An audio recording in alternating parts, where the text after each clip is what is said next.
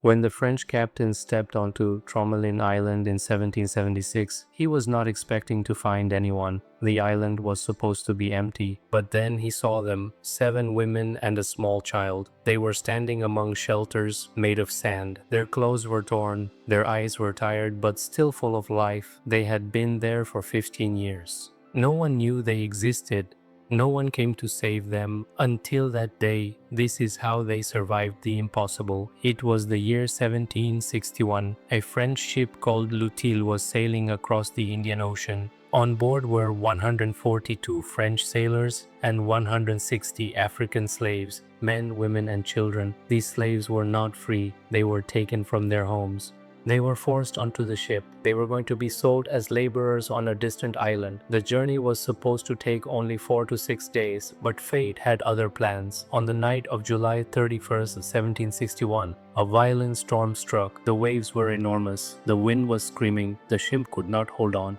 It crashed into hidden reefs near a tiny empty island called Tromelin Island. The ship broke apart. Water rushed into the lower decks. Below, the slaves were trapped in chains. They could not escape. Many drowned right there in the dark without ever seeing the sky again. Above, the sailors fought for their lives. Some grabbed barrels, some held onto pieces of wood. They swam through the raging sea. By morning, the ship was gone, but 122 sailors and 60 slaves had reached the shore. They were alive, but their nightmare had just begun. Tromelin Island was tiny, just 1.7 kilometers long and 700 meters wide. That is smaller than many villages. No trees, no rivers, no shade, just sand, rocks, and the endless ocean. For the 60 slaves who survived, this was now their home. The sailors found some food from the wreckage, dried meat, flour, wine, and a little water. But it was only enough for 10 days. By the 3rd day, the water was gone. Some people drank seawater. It made them sick, it made them weaker, some died, but the slaves did not give up.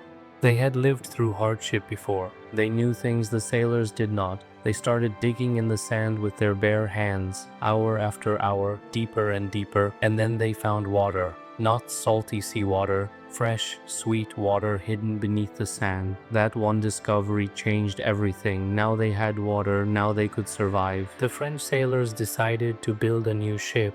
They used wood from the broken ship. They worked for 2 months. When the new ship was ready, they called it La Providence, the Hope. Before leaving, the captain made a promise. "We will come back for you. Wait for us." Then they sailed away. The slaves watched the ship disappear over the horizon. They waited. They believed, but the sailors never returned. Now the 60 slaves were completely alone. No ship came. No help arrived. No one knew they were there. They waited for months, then years. Some of them tried to escape. They built a small boat from broken wood. 20 people sailed toward Madagascar to find help. They were never seen again. No one knows what happened to them. The ocean took them, or maybe they reached land and were never helped. But they never came back. The ones left behind had to survive, and they did something incredible. They built a small village out of sand. They dug holes for shelter. They used sticks and leaves for roofs. They made walls from sand and cloth from the ship. They built fish traps in the shallow water. They caught turtles and seabirds. They dried fish in the sun so they could save it for later. They dug a big pit to collect rainwater. They covered it so it would not dry up. Every drop of water was precious. They made rules. Every person had a job. Someone watched for ships. Someone managed the water. Someone fixed the fish traps. Someone cared for the sick and the old. They worked together. They survived together. They became a small, strong community on a tiny island in the middle of nowhere. 1 year passed, then 3 years, then 5, then 10. People got sick, people died from hunger, people died from weakness, but the survivors kept going. They buried their dead in the sand.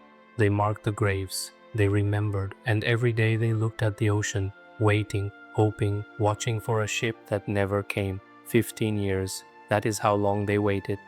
In 1776, a French ship called La Dauphine finally reached Tromelin Island. The captain went ashore. What he saw stopped him cold. Out of 60 people, only 7 women and 1 small child were still alive. They stood among their sand houses. Their clothes were old and torn. Their faces showed pain and strength. Nearby were their fish traps, their water pit, their tools, everything they had built to survive. The captain and his men took them on board. There were tears, there was silence. No one could find the right words. The women and child were taken to Mauritius. They were finally free. Think about what they went through. 15 years on a tiny island. No help, no hope from the outside. Yet they did not stop fighting. They found water where there was none. They built shelter with nothing but sand. They created food from the sea.